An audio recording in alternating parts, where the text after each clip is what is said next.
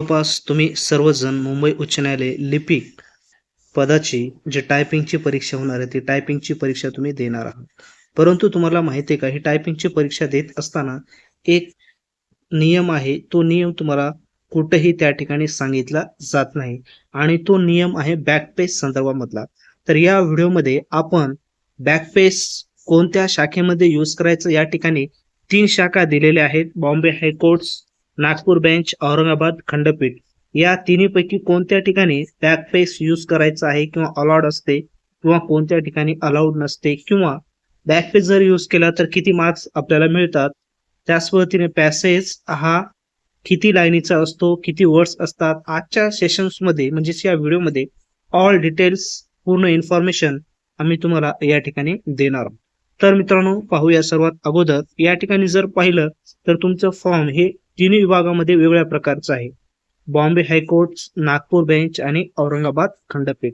आता या ठिकाणी तिन्ही ठिकाणी तुम्ही फॉर्म टाकलेले आहे, परंतु एक गोष्ट लक्षात घ्यायचं आपल्याला, बॅकपेस यूज करत असताना जर तुम्ही मुंबई उच्च न्यायालयामध्ये फॉर्म टाकला असेल, ज्या ठिकाणी 830 जागा आहेत, तर या ठिकाणी आपल्याला बॅकपेस यूज करायचं नाही. जर बॅकपेस आपण यूज केलं तर या ठिकाणी 0 मार्क आपल्याला या ठिकाणी पडू शकतात.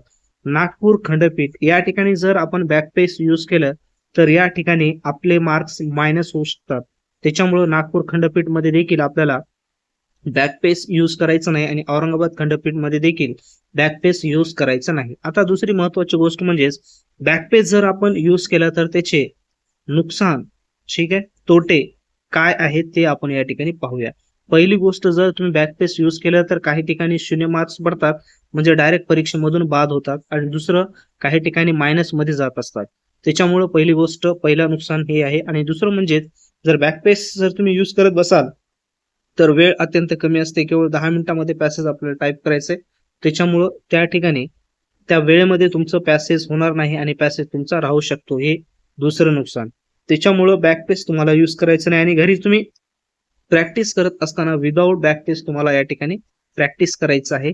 आणि पॅसेज जो असतो तो सरळ सरळ या ठिकाणी 400 शब्दाचा असतो. 400 शब्दापेक्षा जास्त शब्द त्या ठिकाणी नसतात. त्याच्यामुळे टेन्शन घ्यायची आवश्यकता नाही. आणि पॅसेज किती पेजेस मध्ये येतो, तर पॅसेज हा 2 ते 3 म्हणजे मिनिमम 3 पेजेस मध्ये कंपल्सरी या ठिकाणी पॅसेज येतो. आलं लक्षात. त्याच्यानंतर पॅसेज मध्ये लाईनी किती असतात, तर 35 ते 38 मिनिमम या ठिकाणी लाईनी असतात. एवढ्या लाईनी तुम्हाला काय करावं लागतात, टाईप करावं लागतात. आता एका लाईनीमध्ये किती वर्ड्स असतील, 8 ते 10 वर्ड्स आपल्याला या ठिकाणी एका लाईनीमध्ये पाहायला मिळतील. ठीक आहे. तर अशा पद्धतीने पूर्ण प्रोसेस या ठिकाणी लिपिक टायपिंग परीक्षेची असेल. आता दुसरी महत्वाची गोष्ट म्हणजे मित्रांनो, अशाच प्रकारचे बरेच विद्यार्थी या ठिकाणी आहेत की टायपिंग मध्ये या ठिकाणी अनेक चुका करत असतात. तर त्यासाठी आपण रॅन्डमली पॅसेज टाईप न करता ऑथेंटिक एक्झाम ओरिएंटेड टायपिंगचे पॅसेज आपण तयार केलेले आहेत. आणि हे पॅसेज जर तुम्ही 9 ते 9.5 मिनिटांमध्ये जर घरी टाईप केले तर मित्रांनो, हायकोर्टचा जो पॅसेज आहे, ओरिजिनल एक्झाम साठीचा पॅसेज तुमचं 8 ते 8.5 मिनिटांमध्ये विथ 100% अॅक्युरेसीने तुमचं त्या ठिकाणी कंप्लीट होणार आहे. तर ते पॅसेज काय करायचे, त्याची लिंक डिस्क्रिप्शन बॉक्समध्ये दिलेली आहे. त्या ठिकाणी ते पॅसेज तुम्हाला त्या लिंकवर जाऊन डाउनलोड करून घ्यायचे. डाउनलोड केल्याच्या नंतर पीडीएफ स्वरूपामध्ये पॅसेज असतील, ते प्रिंट काढून तुम्ही त्याची ऑफलाईनपणे तयारी करू शकतात. आणि हे पॅसेज तुमचं कॉन्फिडन्स लेवल देखील वाढवणार आहे आणि एक्झाम मध्ये तुम्हाला 100% या पॅसेजचा उपयोग होणार आहे. कारण या अगोदर बरेच विद्यार्थ्यांनी आपले पॅसेज घेऊन या ठिकाणी प्रॅक्टिस केलेली आहे, तर त्यांना 100% त्या ठिकाणी फायदा झालेला आहे. आणि मागच्या विद्यार्थ्यांचा आढावा जर घेतला असता तर आपण जे पॅसेज तयार केलेत ॲज इट इज त्याच पद्धतीनं 90% आपले पूर्ण पॅसेज एक्झामला येत असतात. त्याच्यामुळे ते पॅसेज बाय करा.